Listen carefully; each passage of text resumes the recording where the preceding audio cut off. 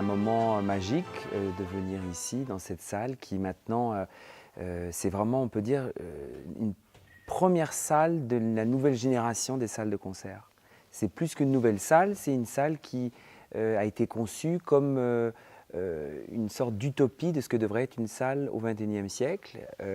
Et donc de jouer cette œuvre aussi totalement utopique de Berlioz, c'est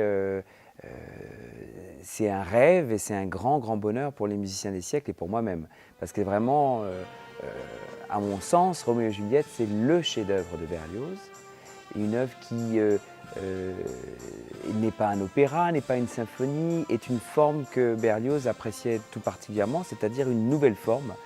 Comment est-ce que la musique peut incarner des habits nouveaux pour exprimer des choses encore plus précisément et encore plus profondément.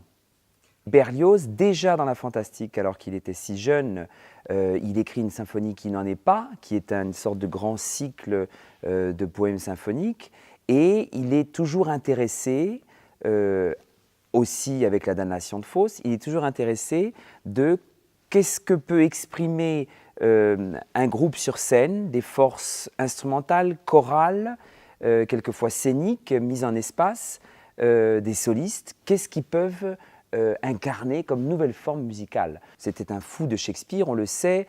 Shakespeare d'ailleurs a été la personne, l'auteur qui a empêché Berlioz de commettre un crime quand il a écrit la grande ouverture du Roi Lear.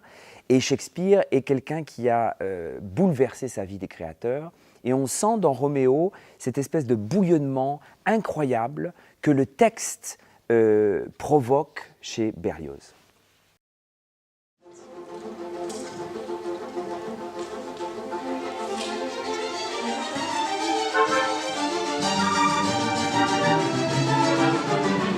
On peut trouver une sorte de fraternité d'écriture quelquefois, notamment dans les choses qui sont très vivaces.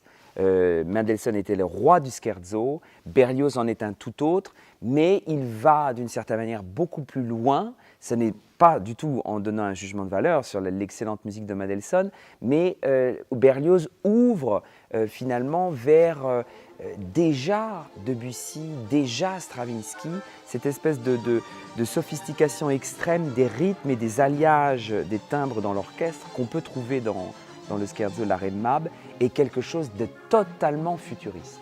Alors que chez Mendelssohn, on a quand même quelque chose qui est assez conjoncturel.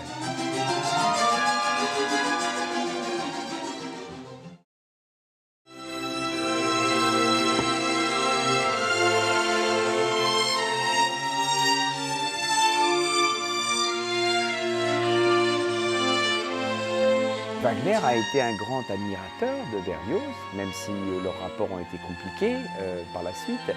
Mais il y a quand même, bien sûr, si on pense simplement à l'idée fixe qu'il y a dans la symphonie fantastique, c'est bien sûr ce concept du leitmotiv que travaillera tant Wagner. Et puis aussi, je dirais, alors pour schématiser, ce concept qu'à un moment donné où les mots ne peuvent plus décrire l'action, quand on va dans quelque chose de tellement profond, de tellement subtil, de tellement non verbalisable, la musique endosse ce rôle d'évocation. Et ça, on a ça chez Berlioz tout le temps. C'est quelque chose que Wagner, très certainement, a pris de manière générale. C'est-à-dire vraiment ce rôle évocateur, ce rôle de suggestion poussée à l'extrême de la machine orchestre, et que Debussy reprendra dans Péléas, par exemple. Quand le texte ne peut plus parler, quand le texte n'est plus suffisant, les mots ne sont plus assez forts ou assez riches, eh bien, c'est la musique, c'est l'orchestre qui suggère. Et ça, c'est quelque chose que très certainement Berlioz a inventé.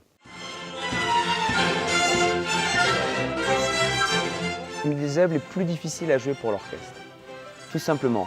On a très peur, tous les orchestres du monde ont peur de Roméo et Juliette parce que ça met tout le monde en chambardement, tous les pupitres sont sollicités, et puis là, bien sûr, on joue sur les instruments de l'époque de Berlioz, donc il y a une difficulté encore supplémentaire.